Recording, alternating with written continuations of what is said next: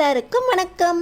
நம்ம அழகே அழகு சீரியலில் இந்த பாக்கியராஜ் சுரேஷ் கிட்ட மதி, மலரு, ரேவதி 3 பேரும் ஒரு வாட்ஸ்அப் குரூப் வச்சுருக்காங்க. அதில் என்னையே மலரு என் வீட்டுக்காரு மொக்க வாங்கின கதை தெரியுமா அப்படின்னு சொல்லியிருக்கா. நீ மதிக்கிட்ட பேசவே மாட்டேங்கிற, அப்போ உன்னை பற்றி மதி கழுவி கழுவி ஊற்றிருப்பா. எனக்கே அவங்க வாட்ஸ்அப் குரூப்பில் என்னை மொக்க வாங்கின கதை என்னன்னு தெரியல. உன்னை என்னென்ன கழுவி ஊற்றிருக்காளோ இது யாருக்கு தான் தெரியும், முடிஞ்சா அதை கண்டுபிடிச்சு பாரு அப்படின்னு சொல்லி பாக்கியராஜ் ஏற்றி விட்டுடுறாரு. சுரேஷுக்கு இப்போ ரொம்பவே ஆர்வம் அதிகமாயிருது.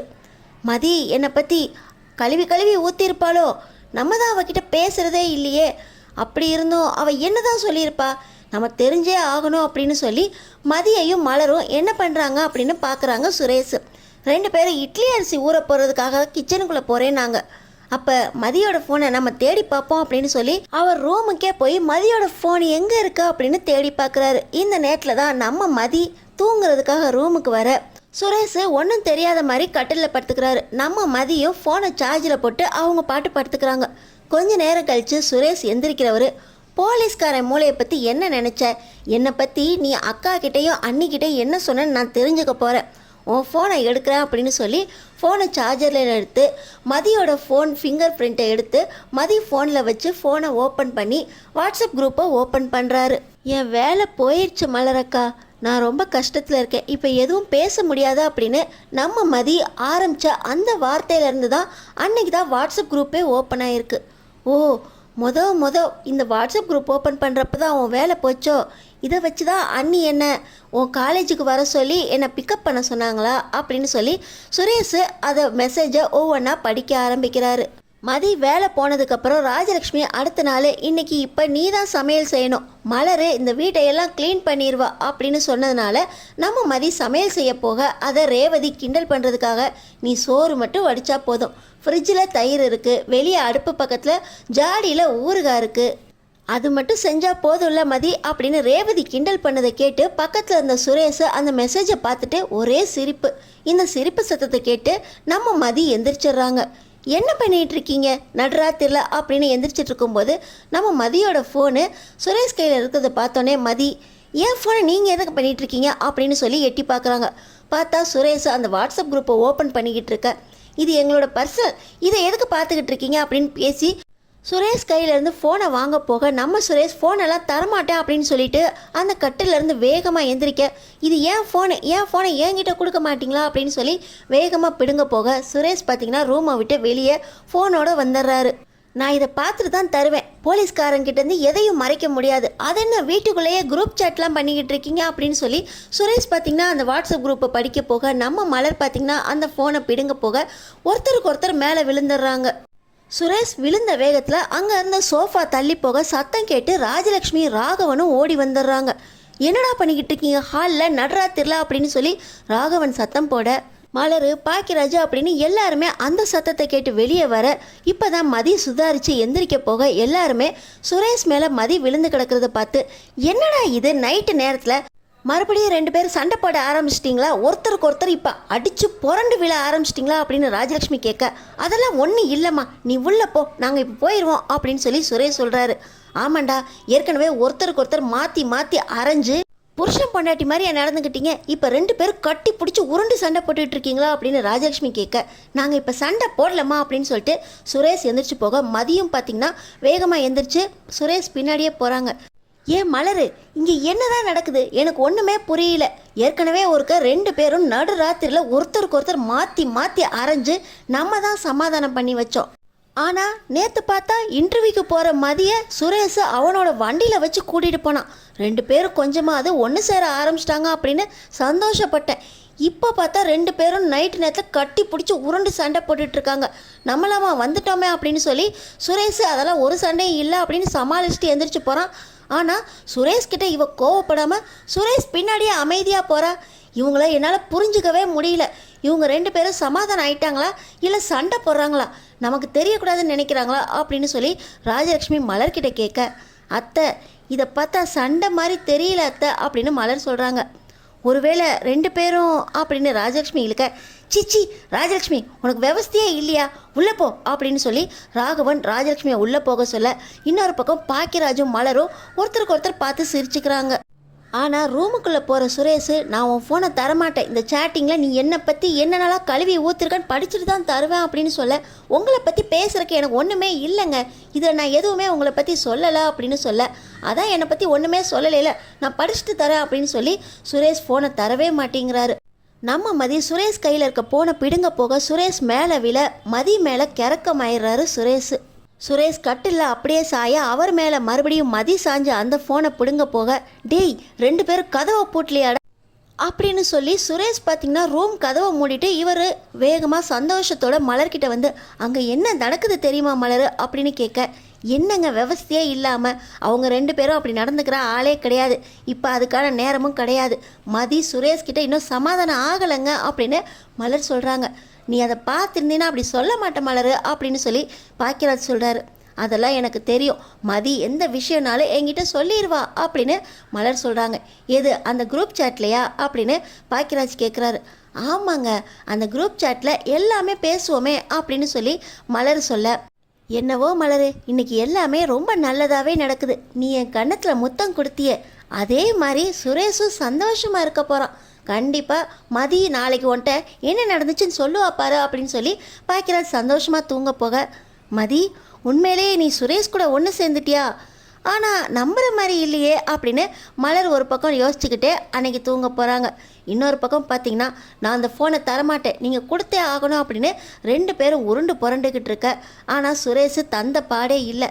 சுரேஷ் பார்த்திங்கன்னா, இதுக்கு மேலே நம்ம இந்த வாட்ஸ்அப் குரூப்பை படிக்கிறது நல்லதா, 3 பேரும் அவங்களுக்குள்ளே ஏதோ பேசிக்கிறாங்க, இதில் நம்ம எதுக்கு இதெல்லாம் நோண்டணும் அப்படின்னு சொல்லி சுரேஷ் யோசிச்சுக்கிட்டு இருக்கும்போது கடைசியாக ரேவதி வாட்ஸ்அப் குரூப்பில் சேட் பண்ணதை இப்போ நம்ம சுரேஷ் படிக்கிறாரு. அண்ணி, உங்கள் தம்பி கார்த்திக்கு பார்த்துருக்குற பொண்ணு என் வீட்டுக்காரோட வேலைக்கு பார்க்குறாரு, அந்த ராஜாவோட தங்கச்சி தானா, இந்த நிச்சயம் வேண்டான்னு சொல்லிடுங்க அண்ணி அப்படின்னு சொல்லி ரேவதி சேட் பண்ணுறாங்க. இதை கேட்டோடனே மலரணி, எப்படி இருந்தாலும் தங்கராஜ் அண்ணன் என் தம்பிக்கு ஒரு நல்லது நடக்கவே விட மாட்டார், எப்படியாவது புகுந்து நல்லா நடக்க போகிற நிச்சயத்தையே அவர் யோசிச்சு சொல்கிறேன்னு சொல்லியிருக்காரு. இதுக்கு மேலே இந்த நிச்சயம் கூடி வரும்னு தெரியாது, ஆனால் கார்த்திக்கு இந்த பொண்ணு பிடிச்சிருக்கு, அதனால் ராஜா அண்ணன் சரின்னு சொன்னால் இந்த நிச்சயத்தை பேசலான்னு தான் இருக்கோம் அப்படின்னு மலர் சொல்கிறாங்க.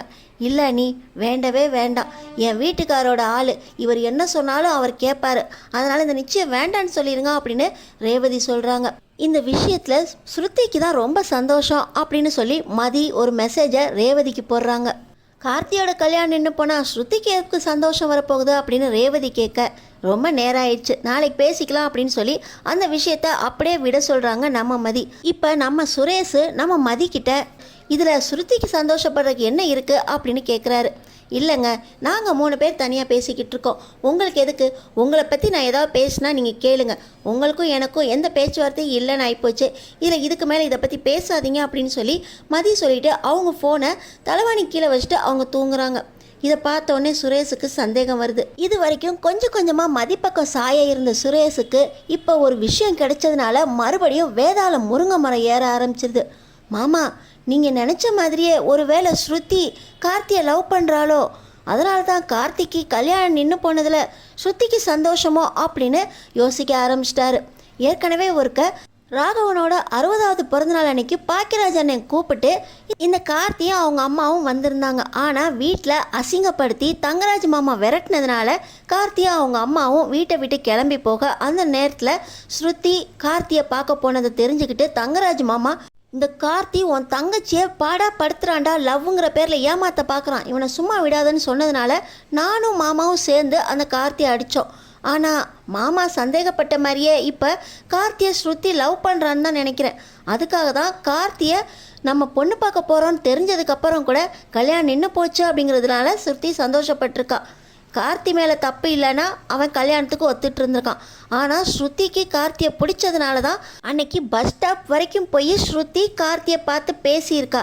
இன்னைக்கு கார்த்திக்கு பொண்ணு பார்க்க போகிறாங்கங்கிற விஷயம் தெரிஞ்சு ஸ்ருதி 2 நாளாக அமைதியாக சோகமாக சுற்றிக்கிட்டு இருந்தா. ஏன்னு கேட்டப்போ கூட ஒன்றும் சொல்லலை. இப்போ கல்யாணம் நின்று போச்சுங்கன்னொன்னே ஸ்ருதி சந்தோஷப்பட்டிருக்கா அப்படின்னு மதி ரேவதிக்கு மெசேஜ் அனுப்பிச்சிருக்காங்க. இந்த 3 பேர் வாட்ஸ்அப் குரூப் வச்சு குடும்ப விஷயத்தை பேசுகிறாங்க. இதில் இந்த முக்கியமான விஷயம் நமக்கு தெரிய வந்துருச்சு. நான் சும்மா விட மாட்டேன். ஸ்ருதி கார்த்தி 2 பேரும் லவ் பண்ணவே கூடாது. இது நிச்சயமாக நடக்கவே கூடாது. என் தங்கச்சியை கார்த்தி கல்யாணம் பண்ண விட மாட்டேன் அப்படின்னு சொல்லி சுரேஷ் பார்த்திங்கன்னா அந்த நேரத்தில் தங்கராஜுக்கு கால் பண்ணுறாரு.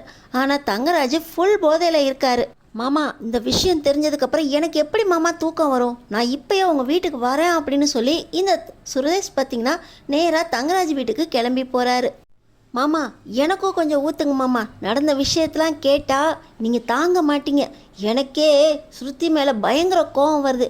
இதை எப்படி நான் சமாளிக்க போகிறேன், எப்படி தடுத்து நிறுத்த போகிறேன்னு தெரியல அப்படின்னு சொல்லி சுரேஷ் பார்த்திங்கன்னா தங்கராஜ்கிட்ட சொல்ல, தங்கராஜும் நீயும் கூடிடா, எல்லா கவலையும் மறந்துடும், எனக்கு பிபி இருக்குது, சுகர் இருக்குது அப்படின்னு சொல்லியே எனக்கு குடிக்க விடாமல் சந்தோஷப்பட விடாமல் பண்ணிட்டாங்க.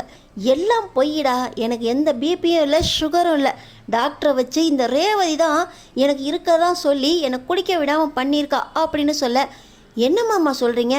அக்காவா நீங்கள் குடிக்கக்கூடாதுன்னு இந்த மாதிரி டாக்டரை ஏற்பாடு பண்ணிச்சு அப்படின்னு சொல்லி சுரேஷ் கேட்குறாரு. ஆமாண்டா, உங்கள் அக்கா லேசுப்பட்ட ஆள் இல்லை. அவள் யார்கிட்டயோ தனியாக ஃபோனில் எப்போ பார்த்தாலும் பேசிக்கிட்டு இருக்காடா அப்படின்னு சொல்ல, இல்லைம்மாம்மா, நீங்கள் அக்காவை தப்பாக நினச்சிக்கிட்டு இருக்கீங்க. உங்கள் மேலே உள்ள அக்கறையில் தான் டாக்டரை அந்த மாதிரி சொல்லியிருப்பா. அக்கா வேறு யார் கூடயும் பேசலை மாமா. மதி, மலர் இவங்களோட தான் வாட்ஸ்அப் குரூப் ஒன்று ஆரம்பிச்சிருக்காங்க. 3 பேரும் இந்த வாட்ஸ்அப் குரூப்பில் தான் எப்போ பார்த்தாலும் பேசிக்கிட்டு இருக்காங்க. வாட்ஸ்அப் குரூப் மூலமாக எனக்கு முக்கியமான உண்மை தெரிஞ்சிருக்கு மாமா அப்படின்னு சொல்லி சுரேஷ் சொல்கிறார். என்னடா சொல்கிற? 3 பேரும் வாட்ஸ்அப் குரூப் வச்சுருக்காங்களா? ஏற்கனவே இந்த வீட்டு விஷயத்தில் ரொம்ப தான் எல்லாத்தையும் வெளியே சொல்லிக்கிட்டு இருக்கா உங்கள் அக்கா. ஒரு டேபிள் நவுந்தா கூட உங்கள் வீட்டுக்கு அந்த விஷயம் வந்துடுது. இதில் எல்லா விஷயத்தையும் பேச ஆரம்பிச்சிட்டாங்களா? விளங்கிருண்டா, உங்கள் அக்காவை சும்மா விட மாட்டேன் அப்படின்னு சொல்ல, இருக்கட்டும் மாமா, அந்த வாட்ஸ்அப் குரூப் விஷயம் இருக்கிறதுனால தான் முக்கியமான உண்மை தெரிய வந்திருக்கு. என் தங்கச்சி ஸ்ருதி அந்த வீணா போன கார்த்தியை லவ் பண்ணுறா மாமா அப்படின்னு சொல்லி சுரேஷ் சொல்கிறாரு. என்னடா சொல்கிற அப்படின்னு சொல்லி தங்கராஜ் சுரேஷோட சட்டையை பிடிக்க, ஆமாம் மாமா, உங்களுக்கு தான் எங்கள் குடும்பத்து மேலே எவ்வளோ அக்கறை. ஆனால் அந்த ஸ்ருதி எங்கள் குடும்பத்தோட கௌரவத்தை மானத்தை வாங்கிட்டா மாமா. அவள் அந்த வீணா போன கார்த்தியை லவ் பண்ணுறா. இதில் கார்த்திக்கு அக்கறை இல்லை மாமா. கார்த்திக்கு லவ் இருக்கிற மாதிரி தெரில. ஆனால் ஸ்ருதி தான் அவன் பின்னாடி போயிட்டுருப்பான்னு நினைக்கிறேன் அப்படின்னு சொல்லி சுரேஷ் சொல்கிறாரு. நீயே உன் தங்கச்சியை பற்றி தப்பாக பேசலாமாடா அப்படின்னு கேட்க, இல்லை மாமா, இந்த விஷயத்தை நானே கவனித்தேன். ஸ்ருதி 2 நாளாக ரொம்ப சோகமாக இருந்தா. ஆனால் இப்போ தான் தெரியுது அவனுக்கு பொண்ணு பார்க்க போகிறாங்கன்னு தெரிஞ்சோடனே சோகமாக இருக்கா. இப்போ அந்த கல்யாணம் நின்று போயிடுச்சு. உங்களோட வேலை பார்க்குறாரே ராஜா, அவரோட தங்கச்சியை தான் பார்த்துருக்காங்க அப்படின்னு தெரிஞ்சோடனே இந்த நிச்சயத்தை நீங்கள் தான் நிறுத்துனீங்களாமே. அதனால் நிச்சயதார்த்தம் நிற்க போகுது, பொண்ணு பார்க்குற விஷயம் அப்படியே அதோடு நின்று போச்சுன்னு ஸ்ருதி சந்தோஷமாக இருக்கா மாமா அப்படின்னு சொல்லி சுரேஷ் தங்கராஜ்கிட்ட சொல்ல, என் தங்கச்சி இந்த மாதிரி தான் எவன் பின்னாடியோ சுற்றினான். அவளை கல்யாணத்துக்கு முன்னாடியே கொலை பண்ணிட்டேன்டா. அவள் கட்டினா பாக்கியராஜை தான் கட்டணும், இல்லை உயிரோடவே இருக்கக்கூடாது அப்படின்னு நான் தான் அவள் கழுத்தை நெரிச்சு கொன்னுட்டு தூக்கில் தொங்க விட்டேன். தங்கச்சி பாசத்தை விட குடும்ப கௌரவம் தான் முக்கியம். தூக்கில் தொங்கின அவளை பாக்கியராஜோட கல்யாணம் நின்று போனதுனால தான் தூக்கில் தொங்கினா அப்படின்னு நான் தாண்டா மாற்றினேன். இப்போ உன் தங்கச்சியும் அதே வேலை தான் பண்ணிக்கிட்டு இருக்கா. அவள் ஒன்று நம்ம பார்க்குற மாப்பிள்ளையே கல்யாணம் பண்ணிக்கணும், இல்லை அவளையும் தூக்கில் ஏற்றிடுவோமா அப்படின்னு சொல்லி தங்கராஜு போதையில் கேட்டுக்கிட்டு இருக்க. மாமா, என்ன மாமா சொல்கிறீங்க? இத்தனை நாளாக அண்ணன் தான் உங்கள் தங்கச்சி சாவுக்கு காரணம் அப்படின்னு சொல்லி அவரை வம்பிழுத்துட்டு இருந்தீங்க. இப்போ என்னென்னா உங்கள் தங்கச்சி நீங்களே கொண்டேன்னு சொல்லிக்கிட்டு இருக்கீங்க அப்படின்னு சொல்ல, பார்த்தீங்கன்னா இதை மதி வீடியோ எடுத்துக்கிட்டு இருக்காங்க. பக்கத்துலேயே ரேவதி இருக்காங்க. நானும் இத்தனை வருஷமாக அண்ணன் கல்யாணம் நின்று போனதுனால தான் ஐஸ்வர்யா சூசைட் பண்ணிக்கிட்டான்னு நினச்சிக்கிட்டு இருந்தேன் மதி. இப்போ இவங்க 2 பேரும் குடிச்சிட்டு பேசுகிற பேச்சில் பார்த்தா ஐஸ்வர்யாவை இவர் தான் கொண்டிருக்காரு அப்படின்னு சொல்லி ரேவதி அழுகுறாங்க. என் ஃபோனை பார்த்ததுக்கப்புறம் இவர் ரொம்ப கோவமாக இங்கேருந்து கிளம்பும் போதே நினச்சேன் ஏதோ ஒரு தப்பாக நடக்க போகுது அப்படின்னு. அதுக்கு தான் ஆட்டோ பிடிச்சி நானும் பின்னாடியே வந்தேன். பார்த்தா இவர் சரக்கு அடிச்சுக்கிட்டு இருந்தார். என்ன தான் பேசுகிறாங்க அப்படின்னு சும்மா தான் நின்று கேட்டுக்கிட்டு இருந்தேன். நீங்கள் எப்போ வந்தீங்க? இவங்க பேசுனதெல்லாம் நீங்களும் கேட்டிங்களா? இவங்க பேசுகிறது ரொம்ப தப்பாக இருக்குது. இவங்கள நான் சும்மா விட மாட்டேன். கண்டிப்பாக இந்த வீடியோவை போலீஸ்கிட்ட காட்ட தான் போகிறேன் அப்படின்னு சொல்லி நம்ம மதி சொல்ல, என் வீட்டுக்காரு இவ்வளோ பெரிய தப்பு பண்ணியிருப்பாருங்க நான் நினச்சி கூட பார்க்கல மதி. நீ என்ன முடிவெடுத்தாலும் நான் அதுக்கு ஒத்து போகிறேன் அப்படின்னு சொல்லி ரேவதி சொல்ல, நம்ம மதி அந்த வீடியோவை எடுத்துக்கிட்டு போலீஸ் ஸ்டேஷன் கிளம்புறாங்க. நம்ம மதி மலர் ரேவதியோட வாட்ஸ்அப் குரூப்பால் ஒரு பெரிய உண்மை வெளியே வந்திருக்கு. நம்ம மதி சொன்னபடி தங்கராஜை ஜெயிலில் போட போகிறாங்களா? இந்த விஷயத்தை எப்படி ப்ரூஃப் பண்ண போகிறாங்க? அடுத்தடுத்து என்ன நடக்க போகுதுன்னு தெரிஞ்சுக்கிறதுக்கு நம்ம சேனலை சப்ஸ்கிரைப் பண்ணி தொடர்ந்து பாருங்கள்.